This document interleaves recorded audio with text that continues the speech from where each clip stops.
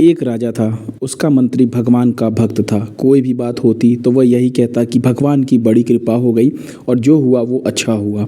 एक दिन राजा के बेटे की मृत्यु हो गई। मृत्यु का समाचार सुनते ही मंत्री बोल उठा, भगवान की बड़ी कृपा हो गई, जो हुआ सो अच्छा हुआ। यह बात राजा को बहुत बुरी लगी, पर वह चुप रहा। कुछ दिनों बाद राजा की पत्नी की भी मृत्यु हो गई। मंत्री ने कहा, भगवान की बड़ी कृपा हो गई, जो होता है वो अच्छा होता है। एक बार भी राजा को गुस्सा आया, मगर फिर चुप रहा। इस बार जब राजा को गुस्सा आया तो वो बहुत ज़्यादा गुस्सा आया, लेकिन वो बोला कुछ भी नहीं। एक दिन राजा के पास एक नई तलवार बनकर आई। राजा तलवार की धार की जांच कर रहे थे कि उनकी अचानक से उंगली कट गई। मंत्री पास में ही खड़ा था, उसने फिर से वही बात दोहराई। अब राजा के भीतर जमा गुस्सा बाहर निकला और उसने तुरंत मंत्री को राज्य से बाहर निकल जाने का आदेश दिया और कहा कि मेरे राज्य में अन्न और जल ग्रहण मत करना। मंत्री बोला, भगवान की बड़ी कृपा हुई, जो हुआ सो अच्छा ही हुआ। मंत्री अपने घर पर भी नहीं गया, साथ में कोई वस्तु भी नहीं ली और राज्य के बाहर निकल गया। कुछ दिनों बाद राजा अपने साथियों के साथ शिकार खेलने के लिए जंगल में गए। वहाँ जंगल में डाकुओं का एक दल था।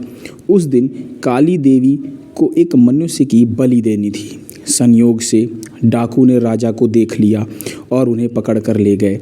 बलि देने से पहले डाकुओं के जो पुरोहित थे, पंडित थे, उन्होंने राजा से पूछा, तुम्हारा बेटा जीवित है? राजा बोला, नहीं, वह मर गया।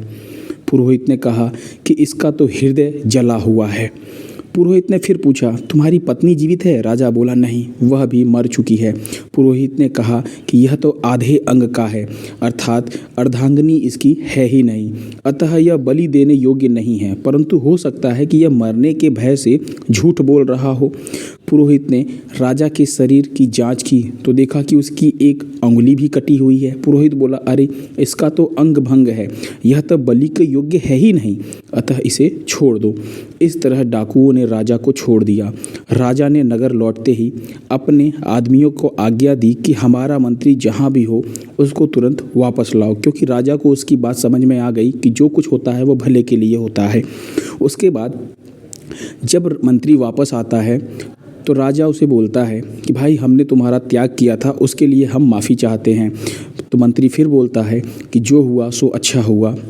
इसके बाद भी राजा को यह संतोष नहीं होता है। वह पूछता है, आप हमेशा ऐसा क्यों कहते हैं? तो मंत्री बोलता है, महाराज, कि अगर उस दिन आप मुझे अगर नहीं राज्य से निकालते तो आपके साथ शिकार पर मैं ज़रूर जाता, और मेरे तो पत्नी भी है, बच्चा भी है और मेरा कोई अंग भंग भी नहीं है, तो आपकी जगह मेरी बलि ज़रूर चढ़ जाती। इसलिए जो होता है वो अच्छे के लिए होता है।